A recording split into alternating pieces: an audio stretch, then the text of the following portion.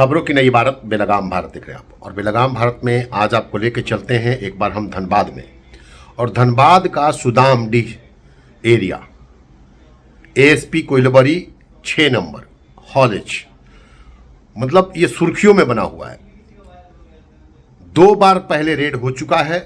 एक बार कल रात में 2:30 बजे तक तमाम सीआईएसएफ के जवान हो या कहें तो बीसीसीएल के पदाधिकारी हों या सिंदरी के डीएसपी साहब हों, इनके प्रयासों के बाद कल फिर एक बार रेड कंडक्ट। सबसे बड़ा सवाल, ये रेड का खेल कब तक चलेगा साहब?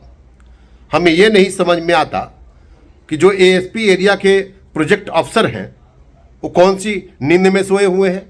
एक ही जगह पर बार बार चोरी हो रही है और उस हॉलेज को प्रॉपर तरीके से भरा नहीं जा रहा है। क्यों न कहा जाए कि जो एएसपी कोइलबरी के जो पीओ साहब हैं, प्रोजेक्ट ऑफिसर साहब हैं, उनकी संलिप्तता है इस चोरी में।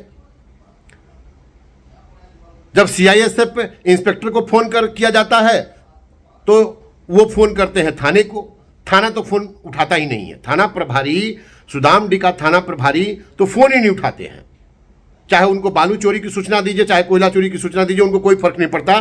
पता नहीं उनके दिमाग में क्या है कि अगर हम फोन नहीं उठाएंगे तो हमारी चोरी नहीं पकड़ी जाएगी। गलतफहमी में जी रहे हैं आप। जब आपके वरीय पदाधिकारी डीएसपी साहब फोन उठा सकते हैं, रात के 2 बजे 2:30 बजे भी फोन उठा सकते हैं, तो साहब आप क्यों नहीं उठाते हैं? कहीं ना कहीं इसमें आपकी संलिप्तता है। और सबसे बड़ा सवाल कि थाने से महज 200 मीटर की दूरी पर यह पूरा का पूरा खेल चल रहा है और इस खेल में सीआईएसएफ के इंस्पेक्टर से लेकर के सुदामडीह थाना के प्रभारी से लेकर के जो है और बीसीसीएल के प्रभारी भी शामिल हैं।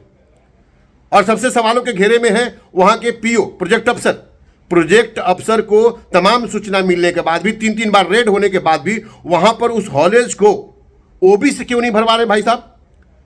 जबकि एजीएम साहब ने ऑर्डर भी दे दिया है। इस तमाम मुद्दे पर मेरी बात डीपी साहब से भी हुई, संजय बाबू से भी हुई और सुशील बाबू से भी हुई।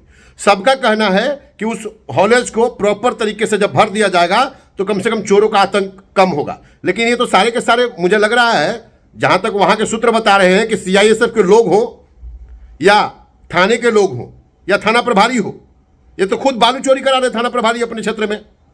उसका भी वीडियो आया है।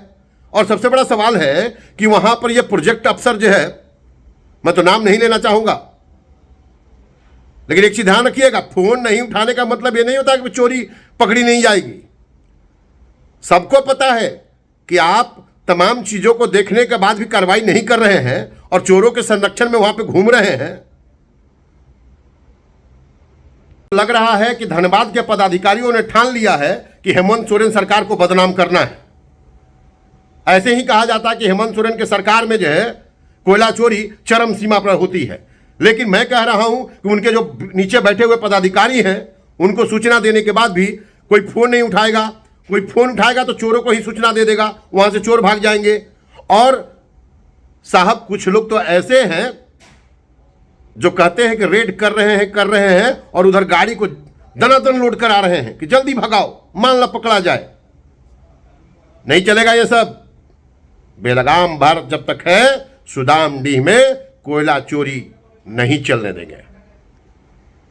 बाकी एक बार कह देता हूं मैं कि जो वहां के प्रोजेक्ट अफसर हैं, प्रोजेक्ट अफसर साहब, उसको अगर हॉलेज को आपने नहीं भरा, प्रॉपर तरीके से ओबी से नहीं भरा, तो सीधा समझा जाएगा कि कहीं ना कहीं एएसपी कोइलबरी का जो प्रोजेक्ट अफसर है, पीओ है, उसी के संरक्षण में पूरा का पूरा कोयला चोरी का कारोबार हो रहा है। खबरों की नई इबारत बेलगाम भारत देख रहे थे आप। देश दुनिया की सभी खबरों से जुड़े रहने के लिए हमारे YouTube चैनल को सब्सक्राइब करें, Facebook पेज को लाइक करें और हमें ट्विटर पर फॉलो करें।